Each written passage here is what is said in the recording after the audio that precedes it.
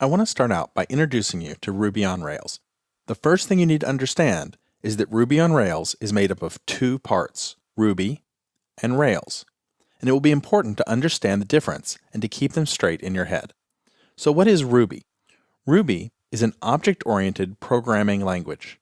It was created in 1995 by Yukihiro Matsumoto, who often goes by the nickname Mats. Ruby can be used for many purposes, not just for web applications. It's just a general programming language. In fact, on lynda.com, we offer Ruby Essential Training, which is training for the Ruby programming language. Now, if Ruby is the first half, then Rails, or Ruby on Rails, is the second half. So what is Rails? It's an open source web application framework that's written in the Ruby language. It was created in 2003 by David Heinemeier Hansson, who the community often refers to as simply DHH for short. Rails was created as the foundation of 37 Signal's Basecamp application. Rails was then released as open source software for anyone to use in 2004. Now, if you remember, Ruby was created in 1995, so Ruby had been in existence for 10 years before DHH came along and decided that Ruby would be a great programming language for writing a web application framework. So, what is a web application framework? Here's my definition. A framework is a set of code libraries and data structures that provide generic functionality which can be used, overwritten, or further specialized. So Rails is made up of code libraries and data structures, and Rails is going to do things for us and help us to do things as we develop applications for the web. Then why not just call it a library, right? A simple code library? Well, the main difference is that a framework is going to do more for you than a simple code library would. It's going to provide more structure, dictate the flow control of the program, and have a lot of default behaviors built in. Libraries typically don't do anything until you ask them to. The Rails framework is actually going to do a lot on its own as a default behavior. Ruby on Rails is not the only web framework that's available. There are frameworks in other languages, Java, PHP, Perl, Python, ASP.NET, but Ruby on Rails has become one of the most popular web frameworks. In the next movie, we'll look at why that is and why you will want to choose Ruby on Rails. Now that we understand what Ruby on Rails is, let's talk about why you would want to choose Ruby on Rails as your web application framework. The single thing that I love most about Ruby on Rails is the Ruby programming language. Ruby's just a real pleasure to work with. It's object-oriented, it's easily readable, it has an unsurprising syntax and behavior, it's easy to write the code, and it avoids some of the headaches that are common in other languages, such as ending every line with a semicolon. It's a great language to use when building a web application framework. Ruby on Rails is also designed using two guiding principles that help to make it powerful and effective. The first of those is dry code. Now, I'm always going to pronounce that as dry, but it's actually three letters, D-R-Y, which stands for don't repeat yourself. This is a fundamental principle of software design that says that every piece of information should be expressed in just one place. And then you can refer to that information from other places if you need to use it more than once.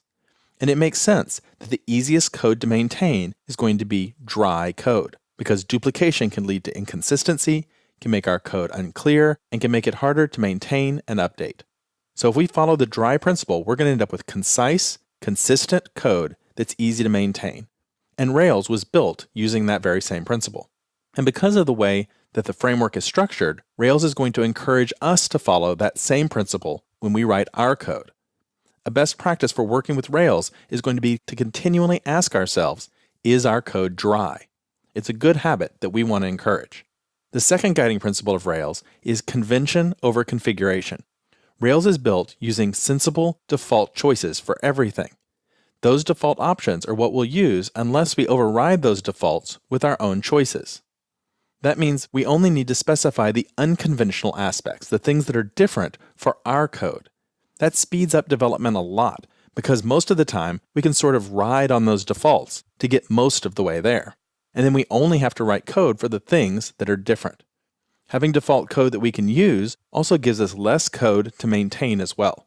We only have to maintain our customizations. The other benefit of these conventions and sensible defaults is that they follow all of the best practices of web application development. We're going to have these best practices built in and right there ready for us to use and to take full advantage of. It's going to help our code to be better and our end product to be better. Now, the one thing you need to be aware of, though, is that Rails is very opinionated about what those best practices are. Now, I'd say that 95% of the time, these are not controversial, and everyone agrees on what these best practices are. But there are some cases where there might be two competing ideas for the best way to do something. Rails is going to take a stand and say, this is the way Rails is going to do it. It'll make it a default. You can still configure your code to do things a different way, but by default, you'll get the Rails choice. So just be aware of that. The other great thing about these sensible defaults that are built into the framework is that a lot of the time we get extra features for free. Maybe we only need feature A and B right now, but down the road, feature C is built into the framework and is just there waiting for us. All we have to do is start using it. It pays a lot of dividends down the road as we continue to grow and expand our web application and add new features. So who should use Ruby on Rails? Well, I'd say that just about anyone can use Ruby on Rails, but the people who are going to get the most benefit out of it are going to be developers who have some previous web experience, so they already understand a lot of the way that the web works. Developers who've been building sites that interact with databases, and those who are tired of creating and recreating the same site functionality from scratch each time, they're going to get a big benefit out of switching to a framework. And Rails is great for developers who are concerned about best practices, web standards, and security. Rails is going to help us with all of those things. And last of all, it's for developers who are not afraid of the command line. In Rails, we're going to be doing quite a bit of working from the command line, more so than if you've been working in something like PHP. So you have to be ready to embrace that as you dive into Ruby on Rails. Now, many people wonder about the prerequisites to learning Ruby on Rails. I would say that the first thing is that you want to make sure you have the web basics down already, that you understand the way that browsers work and the way that web servers and web pages work. You don't need all of the intricacies, but just make sure you have a fundamental understanding of how the web works. You also need to understand HTML. It is the fundamental language of the web, and everything we do in Ruby on Rails is going to output HTML. So you want to make sure that you understand HTML. It's essential. I think it's also good for you to have a good understanding of SQL. You don't need to be an expert, but you need to have some essential SQL under your belt.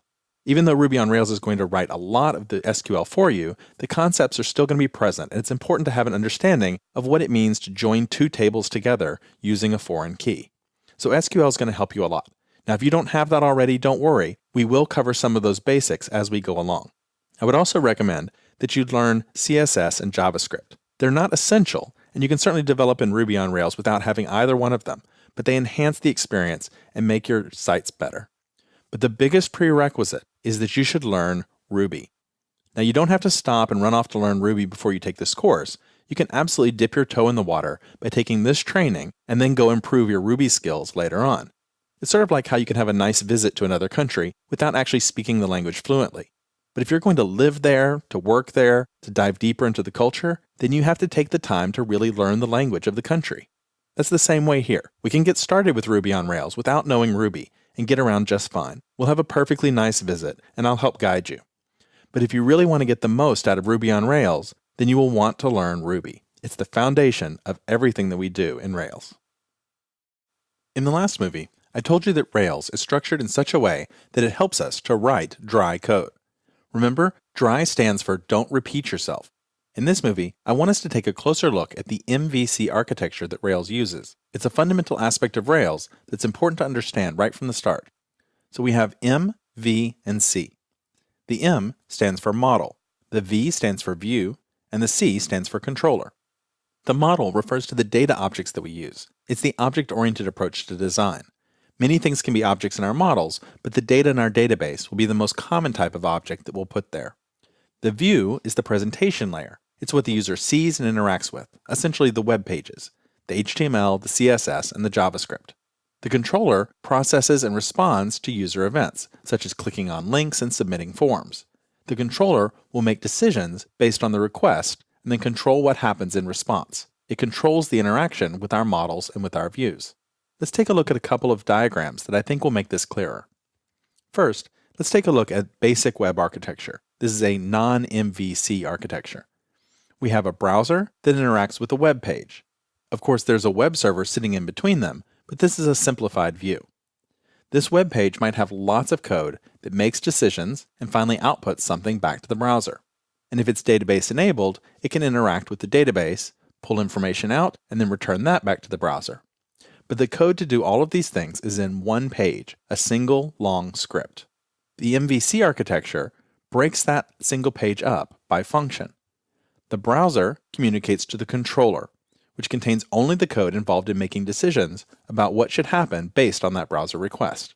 Then if we need to interact with the database, the controller will talk to our model. And our model will put all the code related to our data and to connecting to the database. And then the model will return its results back to the controller. The controller can go back to the model if it needs, and the model can go back to the database, and so on. But finally, when the controller is ready to return a result to the browser, it will send its results to the view, the presentation layer, which contains the code related to what HTML, CSS, and JavaScript should be returned back to the browser.